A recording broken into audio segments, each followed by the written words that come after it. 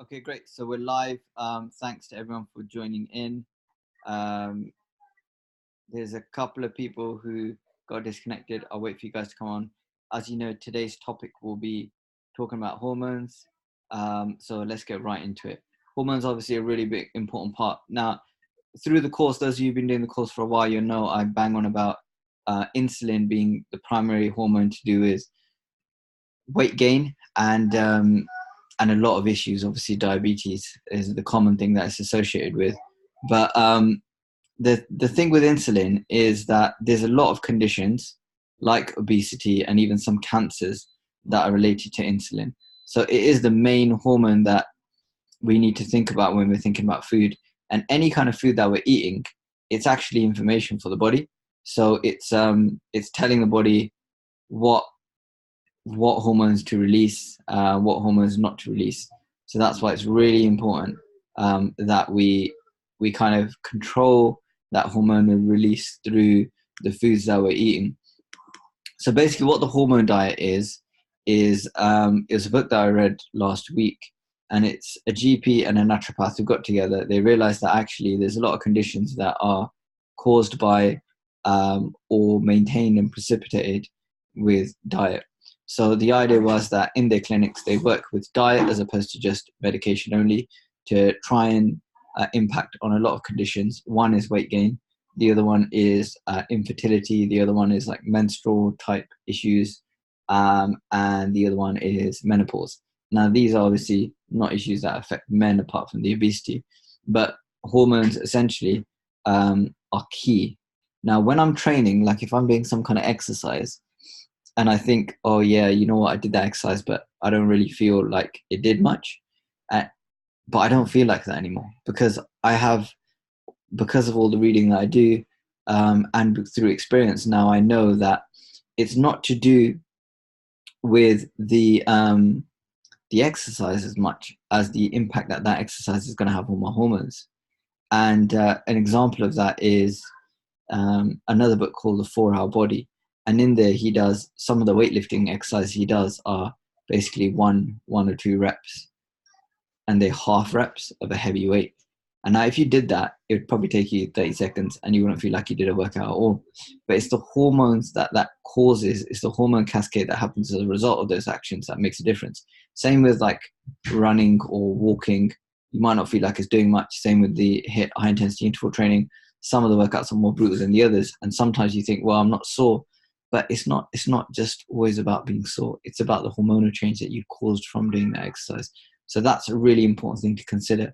Everything that we're doing essentially is trying to manipulate hormones in our body.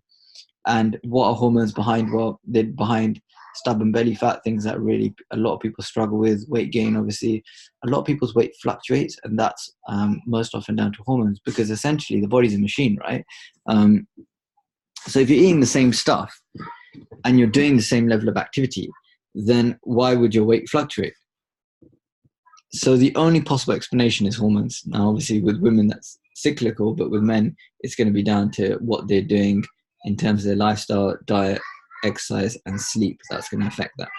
Other thing is obviously stress is related to hormones as well. Libido and or lack of sugar cravings, which is a big one. I know B in the group said, you know what? Why do carbs taste so good? And stress and the stress response and how it can be rewarding for us to have carbohydrates, and can produce the right kind of hormones and neurotransmitters that we need to make us feel better. And that's potentially a response as well. So essentially, what do you do if you think that some of your weight gain or some of the lack of weight loss is down to hormones? It's one answer, and that is lifestyle change. So there's a couple of things. The first thing will be, what do you take out? Now that's really important, because you can include loads of good things in.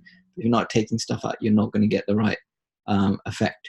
So what do you take out? So you want to take out caffeine, alcohol. Now, initially, I would recommend doing this for 10 days. I recommend doing a lot of stuff for 10 days, but so I would do a 10-day complete kind of clean of alcohol, caffeine, and caffeine-related products. So chocolate would be one. Fried foods, processed meats and processed like vegetarian stuff, peanuts, saturated fats, that would be like coconut oil, butter, dairy, full fat dairy, artificial sweeteners, so that would be things like in your chewing gum, or these sodas that have, or fizzy drinks that have 0% sugar, that type of stuff. Anything that has 0% sugar, 0% sugar, yogurts, that kind of stuff. And white stuff, so that would be white pasta, white bread, white rice, right? So that would be it. Now it sounds like a lot, but actually what could you eat? So you can have lean proteins, whether that's like soya, chicken, depending obviously on vegetarian or not, eggs, fish, quinoa, lots of lean proteins, vegetables, as many as you want of those, and most of the food on our planet is actually vegetables, or plant-based. Fruit, and most fruit, so you don't want anything that's too sugary, like mangoes or pineapples, oranges, berries, those are all fine. Bananas in moderation. Chia seeds are really good, so I'd say definitely add those to your first meal. Flax seeds and most nuts, apart from peanuts. Olive oil, which is saturated fat, but it's got lots of polyunsaturates in it as well, and other unsaturated fats as well. Canola oil is another one. And then in terms of grains, you want to move away from kind of white stuff, and you want to go for grains like buckwheat, brown rice, and quinoa instead. My niece is on this live chat. Do you want to say hello? You want to say hello to the world? Hello. Okay, I'm staying at my mom's, so that's why my niece is featured in today's live video. So hopefully, and if you might want to watch that back or listen back to this, in terms of what you eat and what you don't eat. Essentially, things that are going to spike your blood sugars and mess up with your hormones, you don't want to eat, and things that are going to go underneath the radar and aren't going to fluctuate your hormones too much, you want to eat. So it's like a Mediterranean / plant-based diet with / lean protein diet for stuff you are allowed to eat, and for stuff you aren't allowed to eat is junk / caffeine / one or two other things like full fat dairy. You can have cheese, you just don't want actually full fat dairy, I would say, and artificial sweeteners. Okay, so then what do you do after that?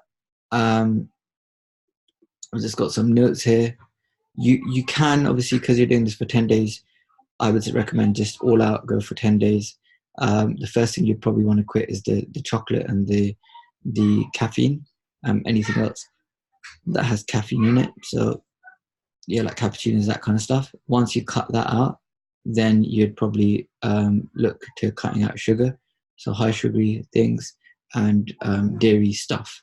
So once you cut that out, then the next thing would be looking at cutting out the white, so white bread, white pasta, white rice, and then most oils, unless they're polyunsaturated, most fats, unless they're polyunsaturated.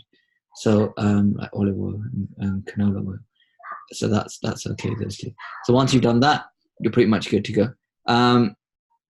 You can be more scientific about it. You can get pH strips, and you can also get ketone strips to test your body's pH balance. And if you're interested in doing that and going into that depth, then do message me and I'll teach you kind of how to do that. And then the next part is the supplement part. Now you've got Shakeology, which has got a lot of the healthy fats, a lot of the good gut bacteria. So you're kind of covering those bases. If you want to do more supplementation, then you can have a multivitamin. You don't really need like vitamin D in this kind of weather, because we're having a heat wave in the UK at the moment, for those of you in the UK. But for other types of things, they can be other times of year, they can be quite helpful. And a multivitamin, you basically know you're covering your bases. Someone asked me, would you be taking a megadose if you had if you had a multivitamin plus you had Shakeology? And I don't believe so. If you had like a high dose vitamin D and you don't have a deficiency, then that would not be advisable. But just taking Shakeology and multivitamin itself isn't going to do anything. if it's winter, then you could look at calcium, magnesium, vitamin D complex. So getting something with the three of those, that would be really helpful in terms of the hormones. And omega-3, there's a lot of research on it for everything. So when I look at things like eczema, when I look at things like heart disease, neurodegenerative disease, omega-3 keeps coming up again and again. Now for vegetarians, you can get algae oil capsules, which I can send you a link to.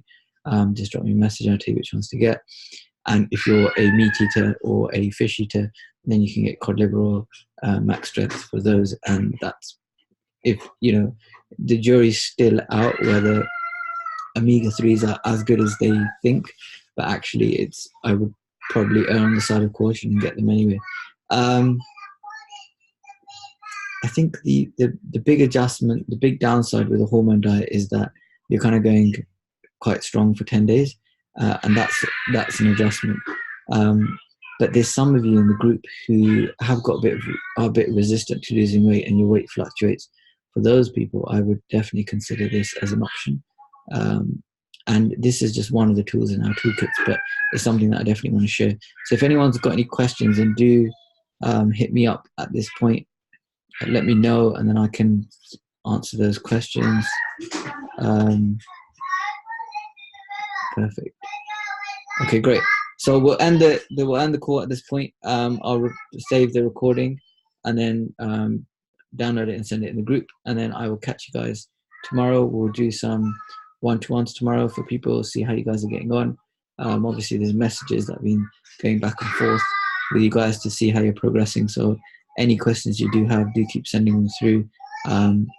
Don't wait for the one-to-ones, because one-to-ones are the time really to troubleshoot.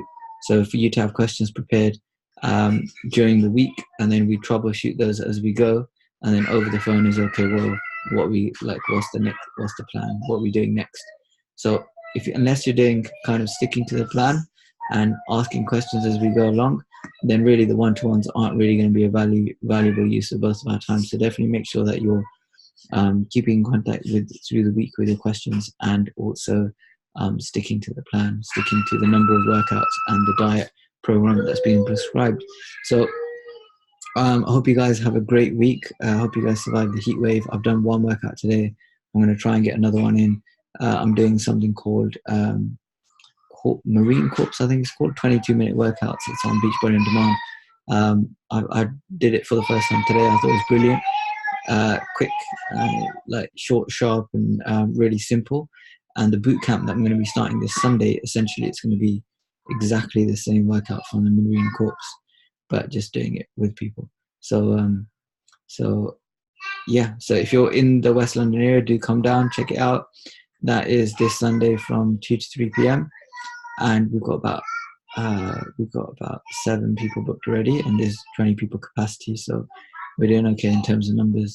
And it's brilliant because there's not many kind of training places where you can bring your family and bring your kids. So yeah, hopefully we should get a good community thing going and build on what we're creating here, which is transforming people's lives.